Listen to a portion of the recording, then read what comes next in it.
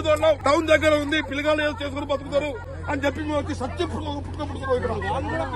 ఆ దోమలు పాములు పురుగులు ఆ కింద ఎంత ఏలబడి చచ్చిపోతున్నాం మేము. కూసుంట లేవలేరు లేస్తే కూసలేరు.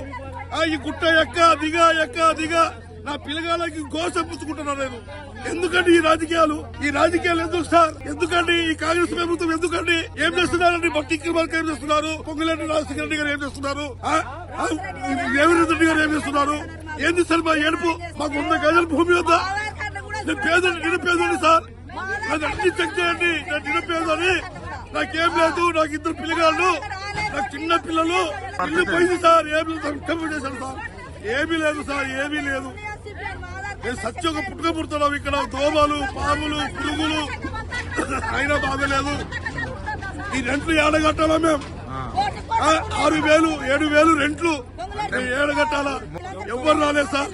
ఏ మంత్రి రాలేదు, ఏ ముఖ్యమంత్రి రాలేదు. ఓట్లప్పుడు వచ్చి మా కాళ్ళు పట్టుకున్నారు సార్. వాళ్ళు మా కాళ్ళు పట్టుకున్నారు. నాకు ఓటు వేయండి, మీకు నన్ను గెలిపిస్తే మీకు ఏం కావాలో చేస్తారని. ఇలా అధికారులు ఎటుపోయారు సార్? ఈ ఎమ్మెల్యేలు ఈ ముఖ్యమంత్రులు ఎటుపోయారు సార్? మా ఉసురు మా గోస మాది బరాబర్ తొలగింది. వాళ్ళకి బరాబర్ తొలగింది సార్. ఈ పాపం మాత్రం తొలగకుండా పోదు. ఈ పాపం మాత్రం పక్కగా మా ఉసురు అట్ట కొట్టుకుని నాశనం అయిపోతుంది. ప్రజాపాలన అని చెప్పి మాకు మోసం పుచ్చారు సార్. వెనక్కి పోయిన పార్టీని లేపుకొని వచ్చినాం కదా సార్. మమ్మల్ని బతికిస్తారు జై పార్టీ మంచి పార్టీ అని మేము ఎత్తుకొని వచ్చినాం సార్. గుడ్డాలు కన్వలు వచ్చినాం సార్. ఈసీసీ ఆర్ఎంఎస్ పార్టీ అని చెప్పారు. కానీ పాపం మేము వాళ్ళకి ఓటు వేయలేదు.